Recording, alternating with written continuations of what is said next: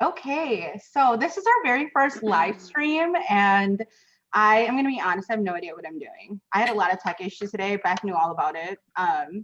But we are so excited for Facebook to finally join us.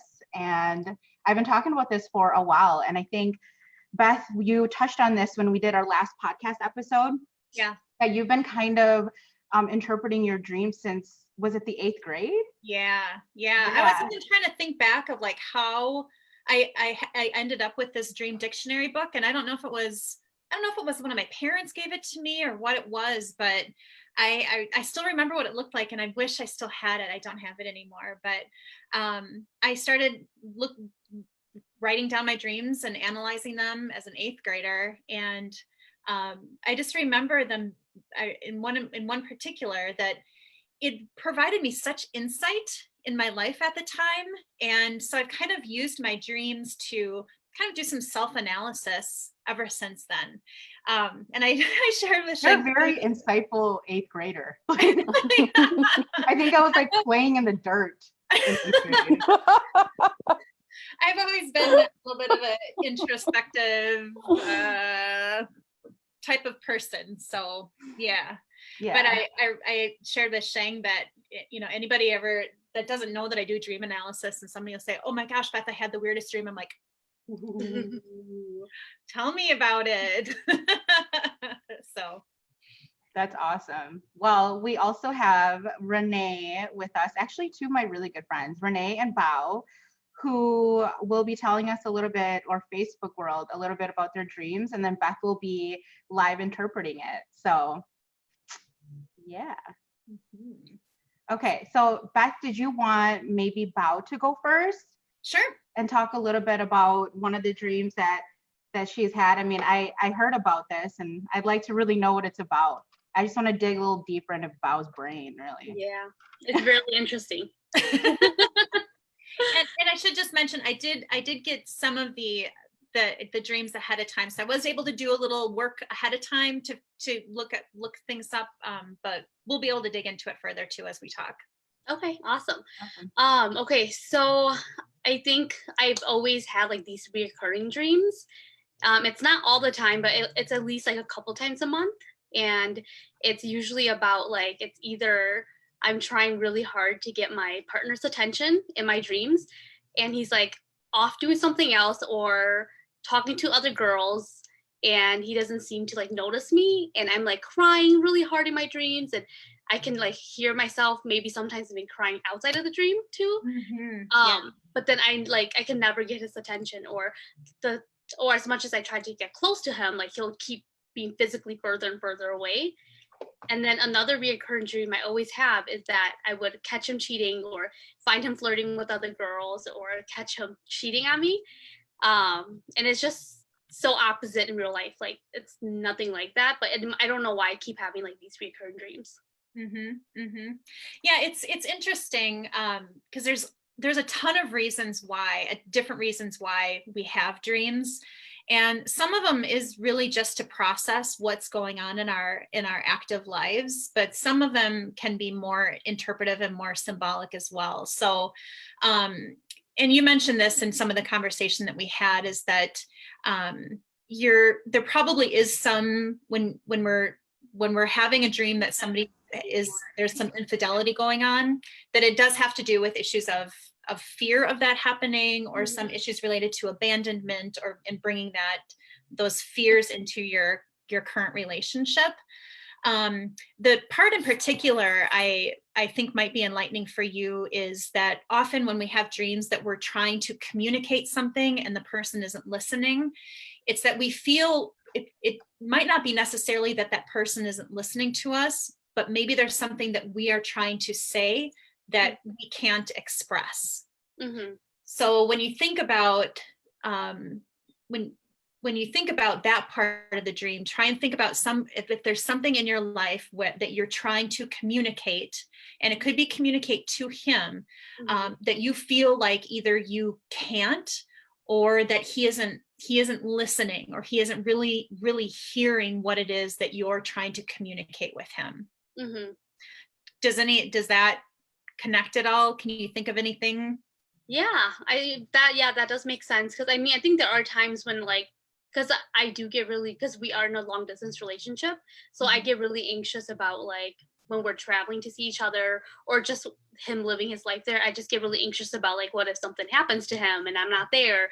So I think when I try to communicate like these anxiety or these fears to him, he's like a type of person that he would purposely say, "Oh, the plane might crash," because I think to him, if he says the worst, then it's not going to happen. But I'm like the total opposite.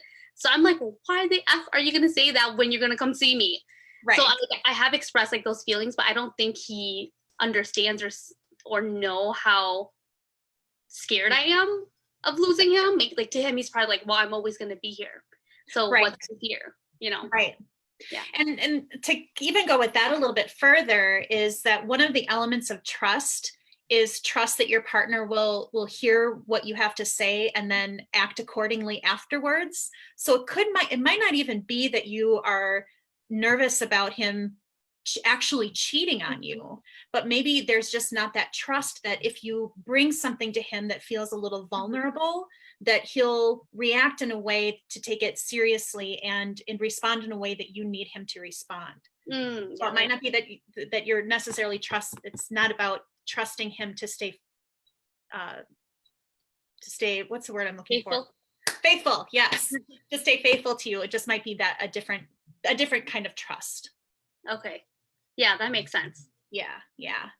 And one of the things too, I can't remember if I think somebody told me this around the issue of trust, is that it's not necessarily about trusting the other person. It's really more about, do we trust ourselves?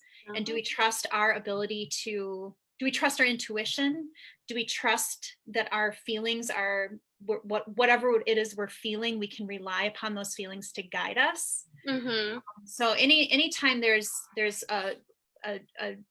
any kind of talk about trust or mistrusting somebody, I always try to remind myself to turn that back in and make it more about whether you can trust your emotions, trust your intuition, trust your feelings, rather than about trusting the person that you're with. Yeah. So Beth, does it have a lot to do with like if I had a dream and let's say it's a recurring dream, does it have a lot to do with what might actually be happening in real life that week also as to why I'm having those dreams? Yeah. Yep. So there's some theories of dreams that it really is just whatever it is in your waking life, your sleeping life is just an extension of that. So you're just trying to process and allow your brain and your body to process all of the things that happen to you. So those are the dreams that can be very, very like, you're afraid that you're going to fail a test because you've been studying all week, and then you're taking a test and you fail it in your dream. So some can be very, very literal, but other dreams can be very, very symbolic. Mm-hmm. And that's where I think the biggest value comes, at least in my waking life with dreams, is when they're so symbolic, because you have a dream that you might think is just silly and makes no sense whatsoever, but then if you take some time to really dig into them, they can be very, very eye-opening. Mm-hmm. And I mean, there's if you look online, there's lots of different theories as to why we dream. Yeah. So those are just a couple. Okay, so what about like dreams because I've had dreams where it was my boyfriend's face, but then like as the dream progresses, like his face changes, mm-hmm. and then it'll be like a complete stranger that I don't even know, but yeah, I know that it's him, but mm-hmm. it's not his face or mm-hmm. his body. Oh, let me think.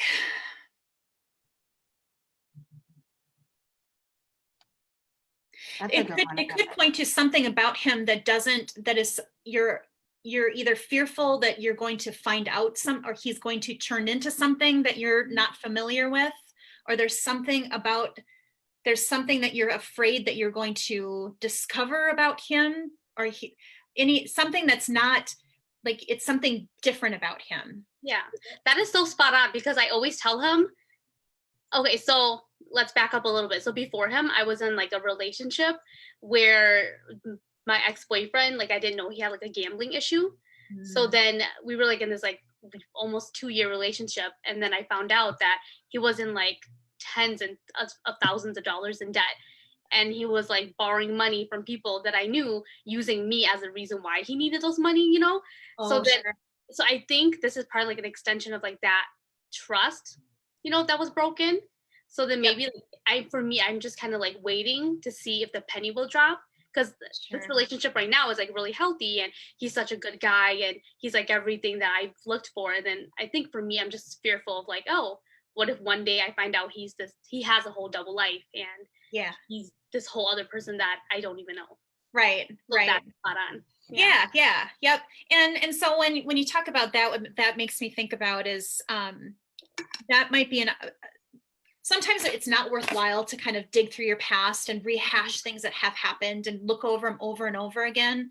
But what might be, and you may have already done this, but what might be beneficial about with this instance is kind of going back to that whole idea of trusting yourself. It's not about the other person, is that if you can go back and kind of think about some of the things that happened that maybe were some red flags that you ignored, or if your intuition was telling you, kind of tapping you on the shoulder saying, oh, Bao, you should pay attention to that, and you didn't.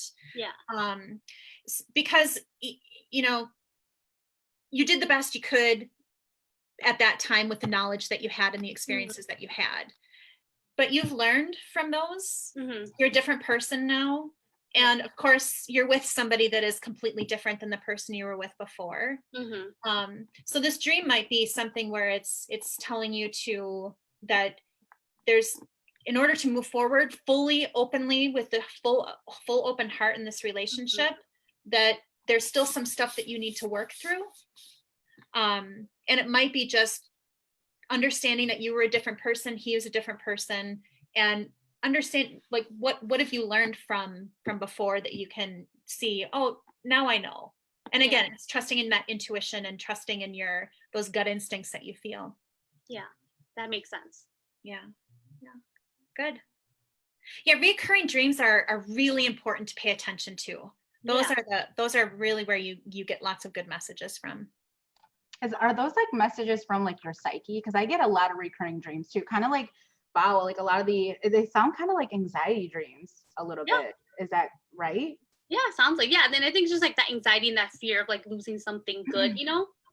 But I think it is like what Beth said, you know, it's like just trusting your intuition. And I think maybe I just keep doubting myself, like, okay, like, am I 100% like, is this partner right now 100% who he said he is? And do I trust that?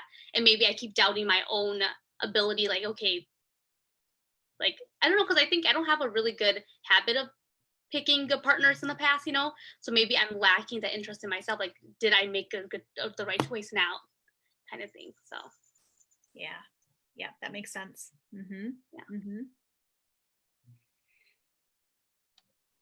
Okay. And then, so do you feel like that made a lot of sense to you then, Bao?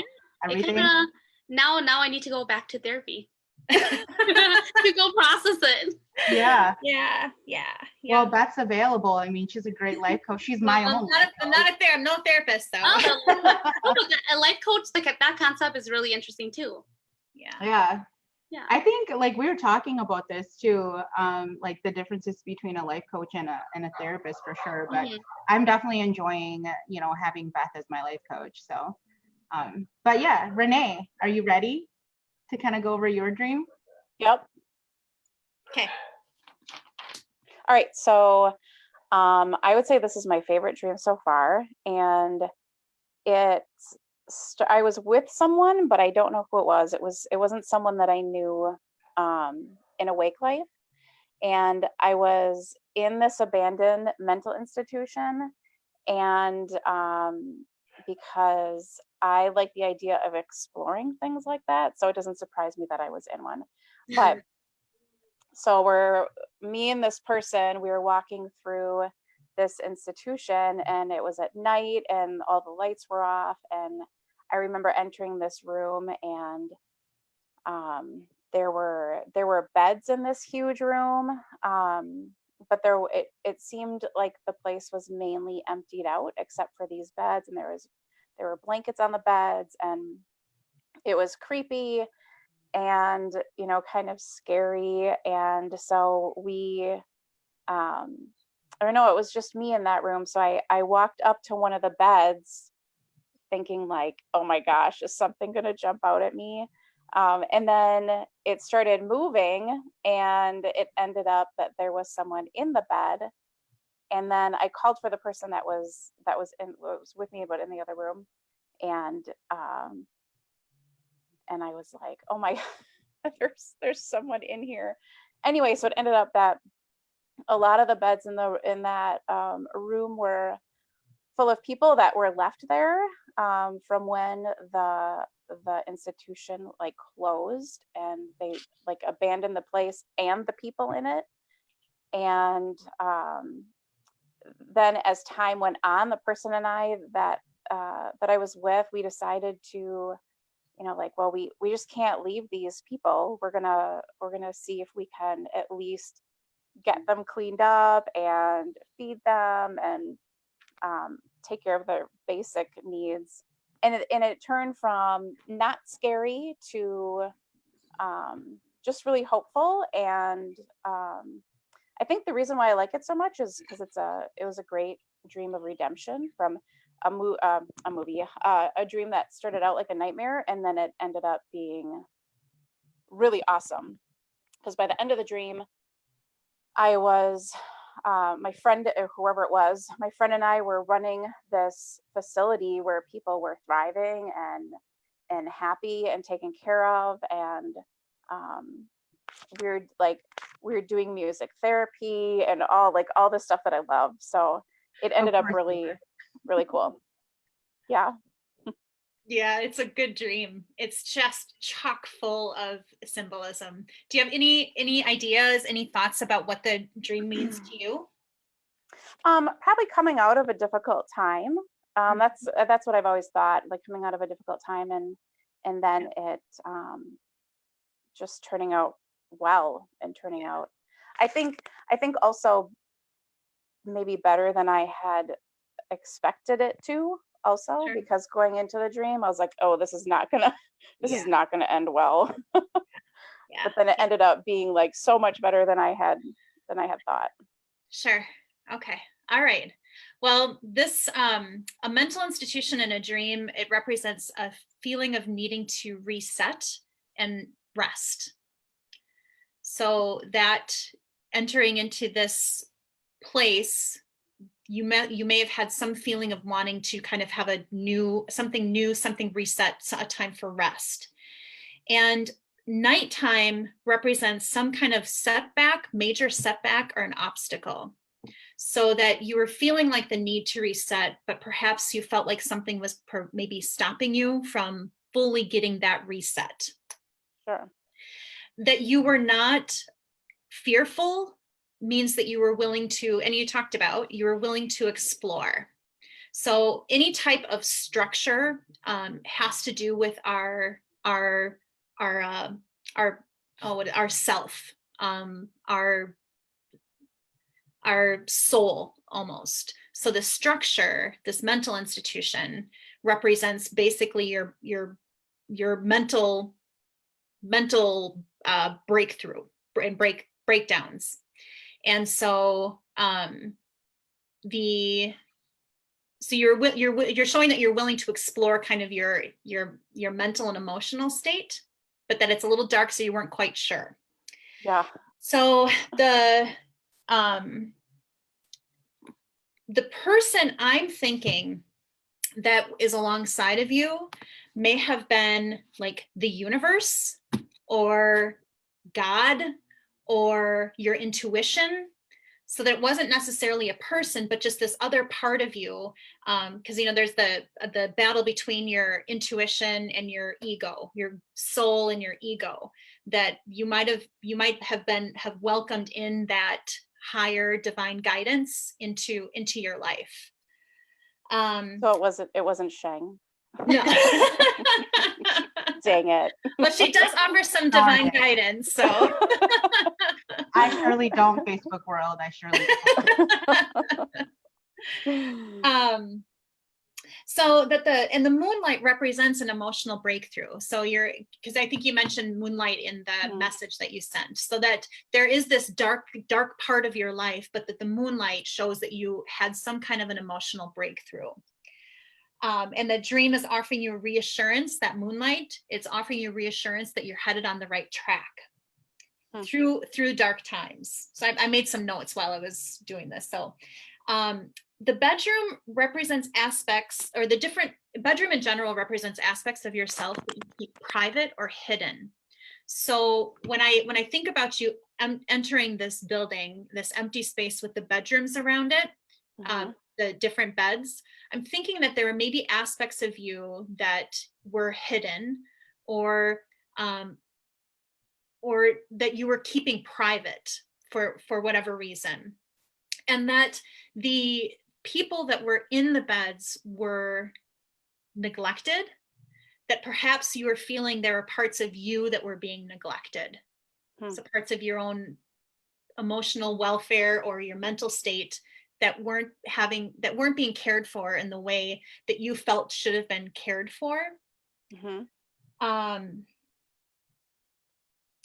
But also being bedridden signifies that you could potentially not be facing a reality. So something that you're not quite willing to face head on.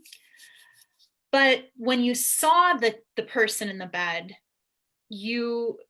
at first it was frightening for you, but then when you approached it closely, you saw that it wasn't quite so scary. So maybe that those parts of you, it was okay to unhide them and show them and connect more deeply with those. The big space that you talked about, the big space with the bedrooms or the beds around it, a big empty emptiness represents that something is missing in your life, or something is lacking. And old furniture, I think you mentioned that in the message, that there was some just kind of sparing old furniture in there. It represents outdated attitudes or former relationships or just old ways of thinking. So that you walked into the space, something was missing. There were still some outdated things in that room. And then you're finding these new aspects of your life that have been perhaps neglected in the past. It's not so scary to wake that up and to nurture that. And the rest of your dream was about nurturing and bringing to life all of these aspects. So I think about how it could potentially be where these parts of you, you're discovering lots about yourself, and you're providing the nurture that you had always felt like you should have been nurturing yourself in that way. So that's what I kind of got from that dream. That's very cool. Does that resonate with you? Yeah, it does. Yeah. It does. Yeah, that's very cool. Yeah. So the two, between the two of you, your dreams were very, very different. Bow's was very literal. Renee, yours was way more symbolic, but they both can do a really nice job of providing you some insight. And I think for you too, Renee, is to provide you maybe some reassurance that the path you're on is the right path for you. Yeah, that's interesting because I think I always see things in the way that I really like to serve people, and I like to help people. So a dream like that, without looking into it, I'm like, oh yeah, it's not surprising that I dreamt that, because it looks like I'm helping people. Yeah. But it actually, and I don't typically think about doing that for myself. So that was really interesting to hear. Yep. Yeah, if you look, the different rooms of a house mean different things. So the attic represents something, bedrooms represent something, basements, living rooms. So, and in fact, you shared a little bit about the other recurring dream that you had, that basements, if you look up what basements means, that means something very specific. So anytime you have a dream that's a house or some kind of structure, that represents you and your emotional state, and each one of the rooms represents something else.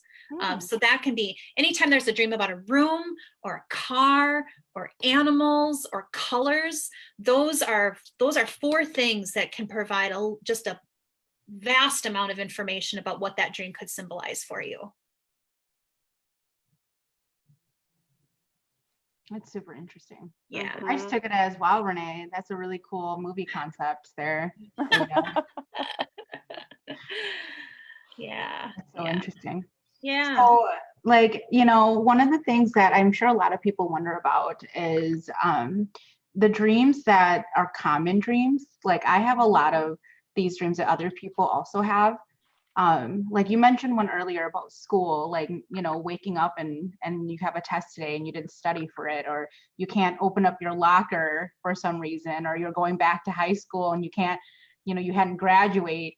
Are those themes pretty similar to everyone who has the same kind of dream, or is it different for each of those individuals? It's pretty consistent, really. A theme in a dream or symbols in a dream are pretty consistent for just about everybody. There really aren't a whole lot of personalization for it. The personalization comes in just to help provide some context to help you understand the dream a little bit more and how it pertains to you. Like I've also had the dreams where I can't get my locker combination opened, or I've gone all through a semester of college and realized on the last day that I never attended a class. And that's just, those dreams are kind of cues that you're feeling like, oh, there's something that I feel like I'm a little anxious about that I haven't prepared for. What could that be? And then give yourself a little time to introspect about that. I know the one that other people have had too has a lot to do with teeth. Yes, And I have those all the time. Like I'm missing teeth, or my teeth are falling out. I'm missing teeth, and I'm like all vain about it. And I'm like, I'll never get teeth back the way they were. Or I'm like bleeding, like my gums are bleeding. Yep. So teeth has to do a lot with your self-image and what you think of yourself, because your teeth do play a part in how you appear to other people. Sure.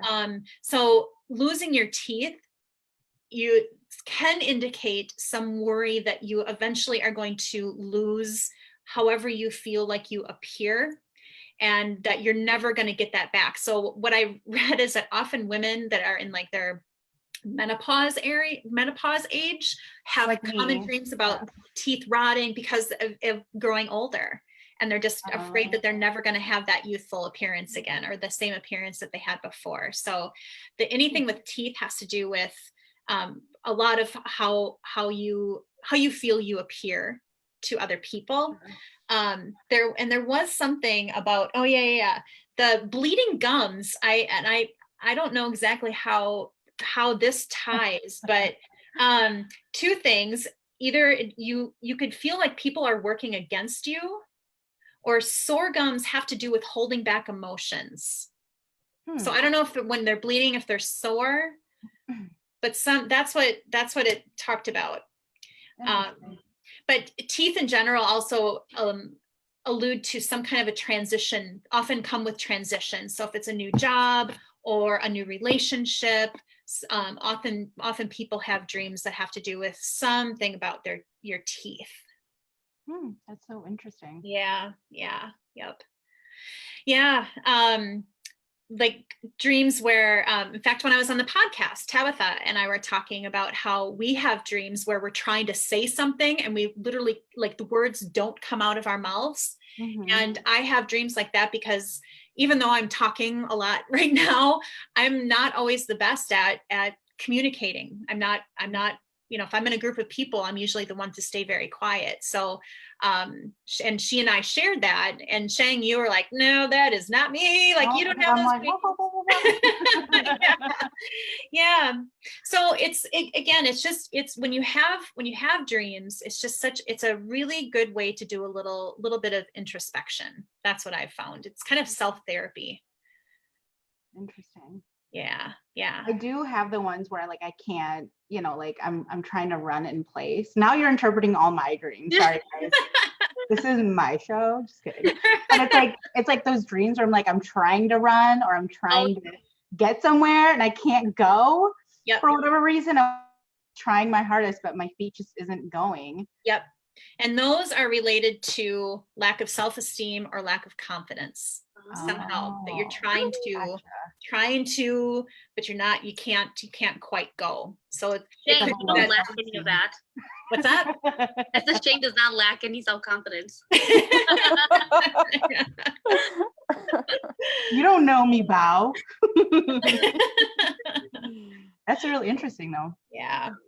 I have dreams all the time too, like the running dream or like a falling dream where like I will fall and then I'm right about to hit like the top of like the iron part of like the fence, but I'll miss it just by like a centimeter. Oh yeah. So the whole thing where if you dream that you're falling and you hit the ground, you die, not true. Okay. When I was in 8th grade, I think maybe this is why I started analyzing my dreams, because I was having reoccurring dreams where I would climb up this big cliff. I'd jump off, I'd splatter on the ground, and then I just kind of reform and just do it over and over again. Yeah, I don't know. That's gruesome. I know. It was, I mean, I looked great. And when that I has nothing to do with self-esteem, like. It's just so weird. But dreams of falling have to do with a lack of control in your life. You're not feeling like you're in control of something. And when I think back to 8th grade, I mean, that's middle school. And I remember 8th grade was kind of a crappy year for me. I remember feeling that way. But yeah, so any kind of dream of falling has to do with feeling a lack of control in something. Interesting. Yeah. Yep. Has anybody ever had a dream where somebody maybe passed away and they came back in a dream? Yes, I have. I always have those. Yeah. Okay. Do you want to talk about those at all? It's scary. I think the one that I'm thinking about, I mean, I probably will keep that. I'll probably do that after we get off live, just because it's so personal. But I have had just general dreams of like my grandpa who passed away. Like he'll be calling me on the phone, or he'll be like in the room, but I'm like, wait, I thought you had passed away. I'm pretty sure that that's true. And it's like, no, I didn't pass away. So I get a lot of those for sure. That's like giving me the chills, Shane. I know. Yeah. Because like in our culture, when we dream about those things, like it gets pretty, creepy. Yeah, that's why the one that I want to talk to Beth about definitely is really scary. Yeah. So. Well, I've had like reoccurring dreams. Like it wasn't like all together, but it has like happened throughout my life. But the one that was like very scary for me was like maybe 7 years ago. And I was sleeping in the living room, and it was like right around Christmas time. And that's when my older sister was still living here. She wasn't married yet. So I was like sleeping, and all of a sudden, like I can hear myself crying outside of my dream. Like really loud. Like actually crying in real life? Like tears. Wow. And I was like, like that, And like, wait, what were you like again? So like I was like literally You're like a really pretty crier. Let's be real. So I was like bawling my eyes in my dream and outside of my dream. And then my sister came over, and I feel like I was like stuck. It was like I was like in between two worlds where I can feel her like pushing me like, hey, are you okay? And I can hear myself saying like, oh, I feel so sad. And then she's like, why are you sad? And then I said, because my mom passed away when I was 1. And I said, because of my older sister, like my oldest sister. I said, I feel so sad for my oldest sister. And then she's like, why? And I just kept crying. I said, because my mom is really sad for her. And in my dream, I felt like I kind of felt like maybe she was possessing me in a way. I don't know, like to kind of communicate through me. Yeah. I'm a spiritual person, so that's what I believe, but I don't know. Yeah. It's a really, really, if you're open to it, a really beautiful way that people that have passed on can communicate with you. And Shang, I mean, your grandpa on the telephone, I mean, that is just like screaming that he's trying to communicate with you. Yeah. But it can be kind of a little unsettling allowing that in. And it's quite often that the ones that feel the most real about the loved ones that have passed on are the ones when they're really, really trying to communicate with you. So it'd be interesting. We do have a couple people. I mean, that definitely, that dream seems pretty literal, but we do have a couple people, and I don't know if you can answer to this, but we have a couple people asking about, this is actually Bao's sister, asking about dreams about house floods or house fires. I'm not really sure if there's more context to that, but house Yeah. floods or house fires. Again, you kind of said that's like is it your like mental state if it's about house fires? Yeah. So it would be it sounds like some kind of threat to your emotional or mental state. And water is often associated with sexuality. So that Who is this? That also needs to be a private session, Bow Sister. It's a family show, okay? Oh my gosh. Yeah. Well, that's that one. But yeah, it would be some kind of threat. And it's interesting that there's because the water and fire are the kind of dichotomous. So there might be some kind of interplay of like feeling conflicted about something, or two like pressures up against each other. Yeah, I would have to know more, but Yeah. That's really interesting. Well, Bow Sister is laughing, has like crying, laughing emojis right now. So, I mean, I think that was super insightful for me. I mean, I got like 50 dreams in like, 30 minutes here. So, was it helpful for you guys at all, Bow and Renee? Yeah, I felt like it was really, it kind of like opens up your eyes to, like you said, introspection. You know, because I think a lot of times when we have these dreams, we're so quick to be like, oh, like what's the issue that's outside of us? Like, what are all these people doing to us?